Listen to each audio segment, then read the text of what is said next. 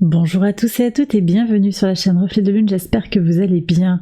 Merci pour votre présence aujourd'hui.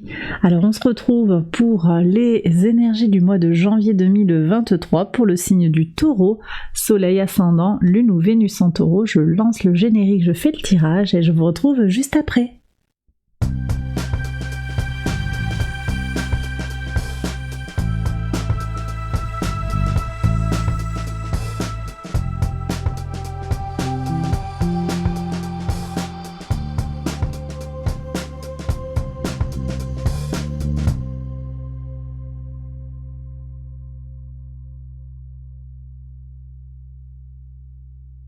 Alors on y va les taureaux pour les interprétations. Votre arcane majeur du mois, c'est la carte de l'empereur. Avec la carte de l'empereur, on vous parle d'énergie pour poser les bases de ce que vous désirez construire actuellement dans votre vie. On nous parle également d'affermissement et de concrétisation dans les projets. Énergie de l'empereur très forte, action. On est avec les énergies du bélier, Jupiter qui est rentré en bélier le 20 décembre, qui va vous affecter directement avec une capacité à passer à l'action aussi. On avance sur les projets. Alors que nous dit l'oracle ? Eh bien voilà, l'oracle nous parle clairement d'avancer, nous parle d'aller vers sa destinée, d'aller vers le soleil qui se lève, vers quelque chose de nouveau, un jour nouveau, une clarification aussi pour certaines situations. Ici, il y a clairement des avancées, des déblocages, des réussites, clairement. Avec la couleur teinture, on vous parle de trouver le médicament, trouver ce qui va guérir la situation, vous guérir vous-même. Vous avez peut-être une solution à trouver par le biais d'une guérison spirituelle, guérison physique. Je vous laisse prendre avec discernement. Il y a quelque chose peut-être à réparer. Alors ça m'évoque ici la pleine lune en Cancer, qui aura lieu le 7 janvier, qui offre un temps pour prendre confiance en soi et également pour pardonner à soi-même des choses et pardonner à autrui. Donc si ça résonne en vous, peut-être il y a des choses à aller réparer par ce biais du pardon. Alors on va regarder maintenant les cartes maison par maison. Donc la maison 1 qui nous parle de votre vitalité, de votre énergie, de votre état d'esprit pour la période. Alors ici, on a le valet de denier qui nous parle de nouvelles opportunités. Vous êtes vraiment sur une notion d'avancée, de nouveau départ pour certains. Vous avez vraiment envie que les choses se concrétisent, se matérialisent. On voit, vous avancez dans la matière, vous avancez. Alors peut-être pour certains, on repart d'une certaine manière à zéro, ou en tout cas il y a quelque chose qui reprend vie, quelque chose qui est tout petit mais qui va grandir. Il y a la promesse de quelque chose de très très fort avec les concrétisations de l'empereur, on en a parlé. Belle énergie pour débuter ce mois. Sur la maison de vos ressources, qu'elles soient matérielles, immatérielles, votre argent, mais également votre corps, votre psyché, vos ressources globalement. On a un 10 de coupe qui est magnifique, qui nous parle de bienveillance, qui nous parle d'amour, de patience, de respect mutuel. Très bien. C'est très très fort. Donc on sent ici qu'il y a des énergies de ressources protégées avec bienveillance. J'ai vraiment ça comme message. Il y a du plaisir aussi, il y a du bonheur, des choses qui sont partagées également. Peut-être ça passe par le biais de la famille. On peut avoir aussi cette notion de donation, peut-être, de protéger l'autre sur le plan matériel. C'est tout à fait possible. J'ai des gens qui vont aussi s'installer avec... à deux, on verra ce qui se passe ici sur les partenariats, mais en tout cas on voit qu'il y a une installation, peut-être une acquisition, l'acquisition d'une maison. On va voir aussi ce qui sort en maison 4. Allez, on continue, d'ailleurs on va regarder, tiens, la maison 4. La tour, donc j'ai des gens qui vont changer de foyer, qui vont changer les choses sur le plan du foyer. On a des renouveaux, vraiment, qui sortent. Peut-être pour certains sur le plan du domicile, sur le plan de l'engagement avec l'autre. On va voir justement ce qui sort ici. 7 de coupe. Alors attention, on va revenir sur ça. Ce 7 de coupe, c'est la carte que j'appelle la carte de l'enfumage. On va voir ce qu'elle nous dit ici dans ce tirage. Prudence sur l'engagement à l'autre globalement. Je reviens dessus juste après. On a quand même des cartes qui posent question aussi par d'autres aspects. En tout cas, à la lumière de ce 10 de coupe, on voit qu'il y a pour moi, hein, il y a une installation, un déménagement, ça va peut-être vous chambouler, il y a ce nouveau départ, mais on va vers plus d'affermissement sur un certain domaine de votre vie, clairement. Pour certains, on me dit que ce déménagement, cette avancée, cet emménagement à deux, ça va être aussi quelque chose de fort pour guérir de son passé, guérir d'une situation donnée, pour avancer. Maison 3. Alors la maison 3, elle nous parle de votre façon de communiquer, des échanges, des nouvelles, des petits déplacements. Un roi d'épée très fort qui nous parle d'une maîtrise de soi, d'une maîtrise du verbe. Vous allez avoir les mots justes pour dire ce qu'il y a à dire, faire ce qu'il y a à faire. Vous avez aussi la tête sur les épaules. Hein. Vous bercez pas d'illusions les taureaux, vous savez où vous en êtes, vous voyez clair dans votre jeu à vous et le jeu des autres également. Alors ici on est vraiment avec la rétrogradation de Mercure en Capricorne qui vient vous impacter favorablement. Cette rétrogradation, bon, elle a des aspects un petit peu ambigus, un petit peu gênants, comme les erreurs qu'il peut y avoir dans la communication, les bugs informatiques, toutes ces choses-là, les retards dans les livraisons, dans toutes ces... Voilà. Toutes ces choses qui sont en lien avec les énergies de Mercure, les échanges, la communication. Mais dans sa polarité positive, cette rétrogradation, elle permet une prise de recul sur les résultats concrets que vous obtenez dans votre vie. Elle ouvre un espace de vérité vis-à-vis de soi et il devient difficile de ne pas regarder les choses en face et on voit que vous êtes en plein dans ces énergies-là. Donc un regard de vérité et bienveillant sur vous-même. J'ai le sentiment que pour certains, ça peut être ça aussi, ce chemin de guérison qu'il y a là. Vous avez la solution en vous. Alors sur la maison 4, j'en ai brièvement parlé tout à l'heure. Maison 4, elle nous parle de vos fondations, de vos racines, du rapport au père, du patrimoine. On voit qu'il y a des changements soudains. Alors ça peut être une vente rapide d'un bien, ça peut être tout à fait possible. Quelque chose qui va un peu déstabiliser. Ça ne veut pas dire que c'est violent, ça ne veut pas dire que c'est agressif, on voit cette tour qui s'effondre. Non, ça veut dire que c'est rapide et qu'on abandonne des choses du passé aussi. Peut-être que vous laissez quelque chose derrière vous sur le plan des bagages transgénérationnels, sur quelque chose de la relation avec le père ou avec la mère ici. Parfois on peut avoir aussi un lien direct avec la mère. Bon, dans ma lecture c'est plutôt ici. On va voir d'ailleurs ce qui sort pour le lien avec la mère. Il y a quelque chose quand même, peut-être avec le père et la mère, les deux parents.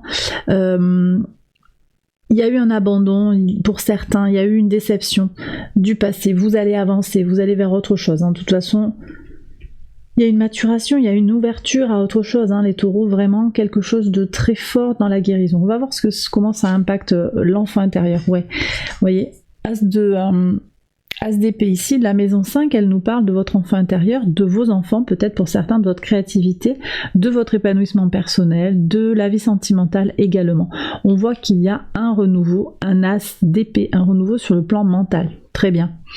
Donc on va peut-être se percevoir différemment. Il y a aussi de la créativité qui arrive. Si vous êtes lancé sur des projets créatifs, eh bien voilà, il y a quelque chose qui se joue ici. Neptune en taureau également, Neptune je veux dire en poisson également, qui est très favorable pour le développement de la créativité, tout ce qui touche à l'art par exemple, à la musique. Donc ça va être très très favorable pour avoir de nouvelles idées, de la créativité, développer tout ce qui est en lien avec ce domaine-là. Ok, alors la maison 6 qui nous parle de votre quotidien, de votre travail, de votre organisation, de votre santé. On a vraiment des choses qui se renouvellent sur le plan mental. Les taureaux, on a un valet d'épée qui est l'équivalent dans les figures de cours de l'as d'épée. Donc des énergies d'air, des énergies qui nous parlent d'intellectualisation, renouveau. On voit, alors ici on parle aussi des réseaux sociaux.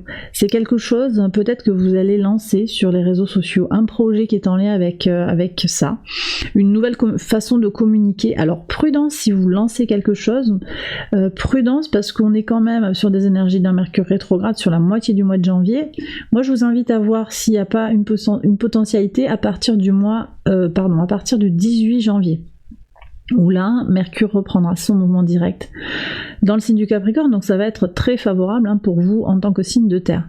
En tout cas, des nouvelles opportunités, il y a des choses pour avancer sur quelque chose de neuf et une guérison qui passe par un renouvellement, un changement.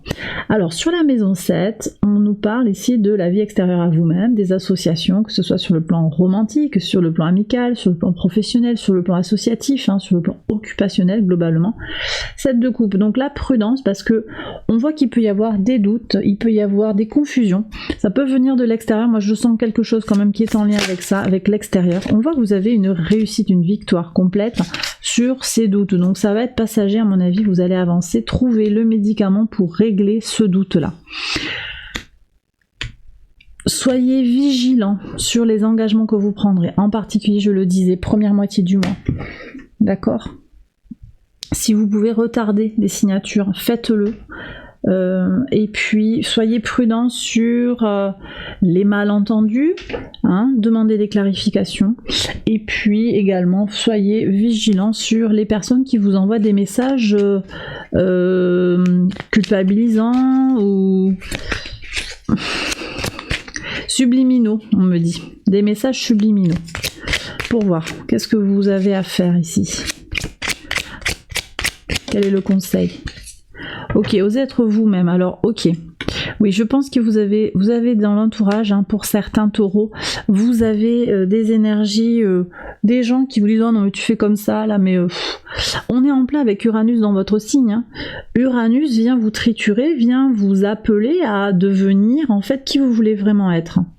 Et cette invitation, elle s'impose à vous quotidiennement et en même temps, peut-être qu'il y a des énergies en vous et puis autour de vous qui vous appellent à procrastiner ou à retarder en tout cas ces évolutions. Vous prenez avec discernement vraiment, mais on a ça. Alors le conseil du tarot, c'est d'aller vers ce qui vous fait vibrer, ce qui vous motive, aller vers le chamboulement, la transformation que vous désirez. Elle est annoncée, cette transformation profonde, dans cette carte de la tour aussi, dans les racines, maison 4.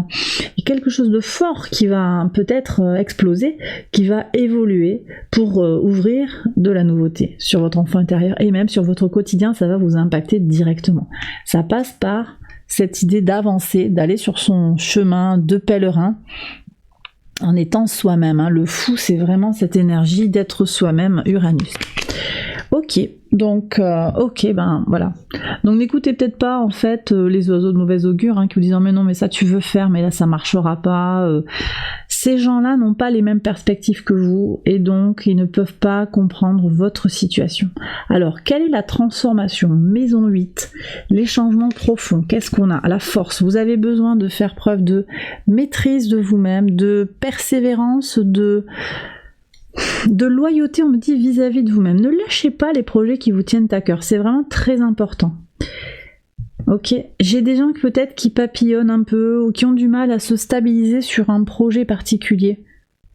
Ça vient peut-être de vos doutes intérieurs, c'est possible. J'ai des gens que l'on a fait douter depuis longtemps. Alors, un compagnon, une compagne, mais un patron, ça peut être aussi quelqu'un qui vous a mis le doute sur vos capacités réelles. N'en doutez pas, vous avez de grandes capacités, d'accord? Alors, hop, je remets les cartes droite et on va passer à la maison 9. La maison 9, elle nous parle de vos valeurs, de tout ce qui est en lien avec les hautes études également, la spiritualité, la foi, les grands voyages. Alors qu'est-ce que vous avez? Un roi de denier qui est magnifique, qui est complètement dans vos énergies. Donc ici on voit que vous allez trouver en fait sur le plan des valeurs, vous savez en fait ce que vous valez, vous savez ce que vous voulez également.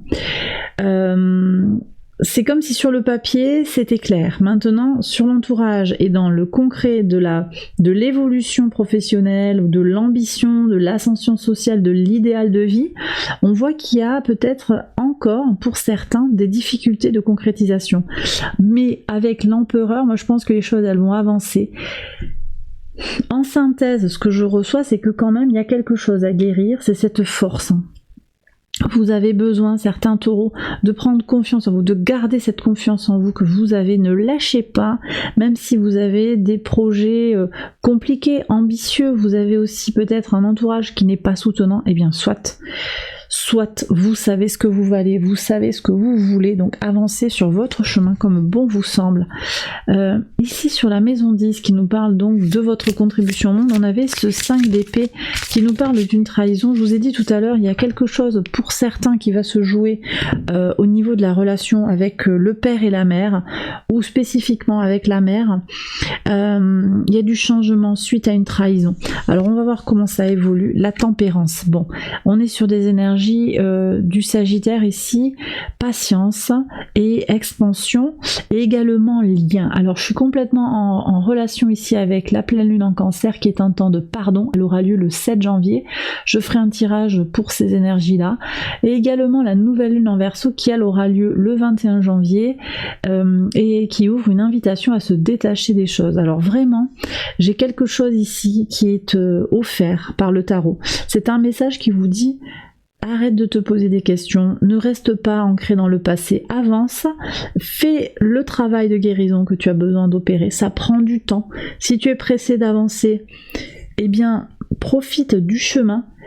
C'est le chemin qui constitue la solution de guérison. Vous voyez tout ce que je reçois. Donc ne lâchez pas ce qui vous fait vibrer en fait. Vous allez trouver la solution, vous allez avancer. J'ai des gens qui sont en lien sur le plan de la mission de vie avec les gens. Il y a vraiment une ouverture par rapport au collectif. Alors les astres sont en train de bouger gentiment vers le signe du Verseau, signe du collectif. Dès le 21 janvier, le soleil transite dans le signe du Verseau. On a la nouvelle lune en Verseau le 21 janvier justement. On aura Vénus aussi qui va passer la majorité du mois dans le signe du Verseau.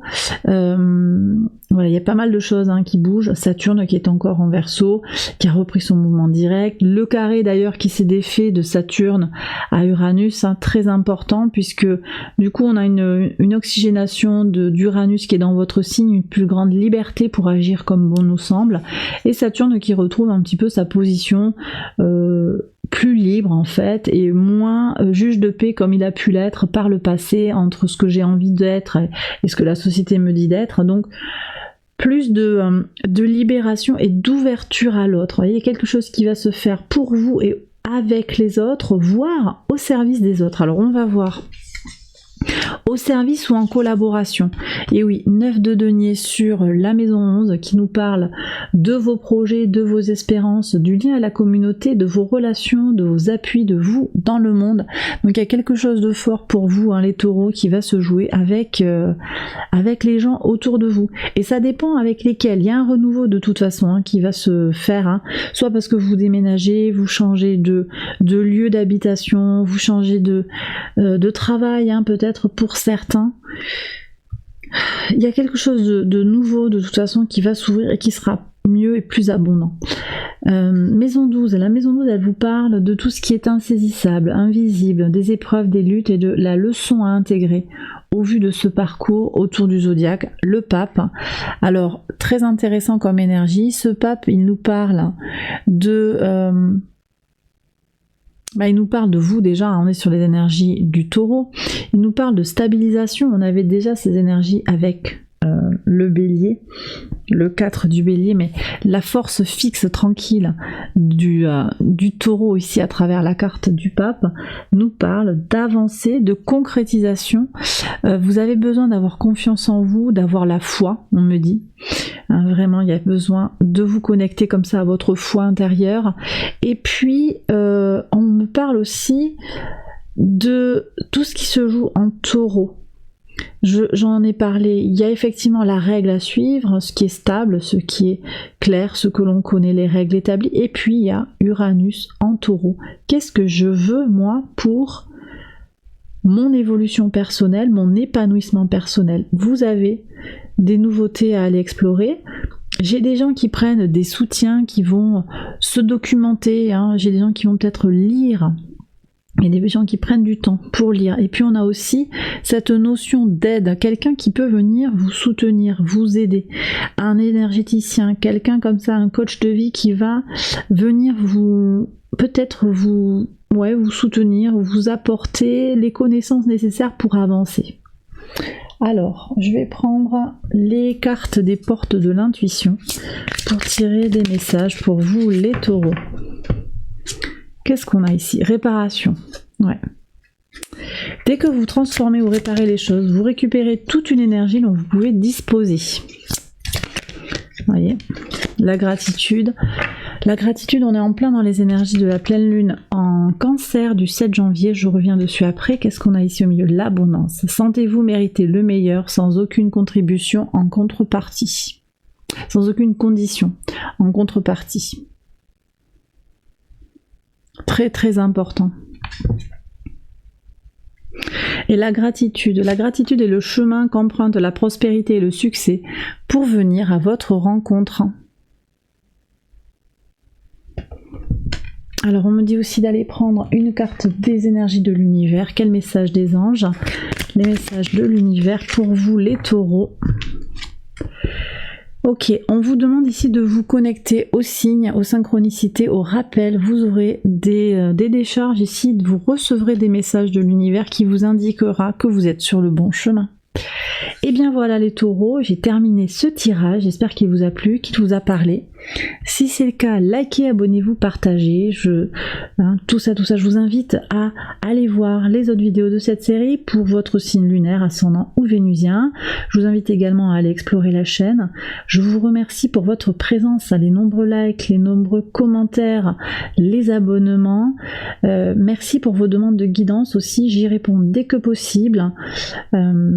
Voilà, donc merci encore, merci beaucoup pour tout ce que vous apportez à cette chaîne. Je vous embrasse encore bien fort, je vous souhaite de très très belles choses pour ce mois de janvier et je vous retrouve très vite pour une prochaine vidéo. Bye bye.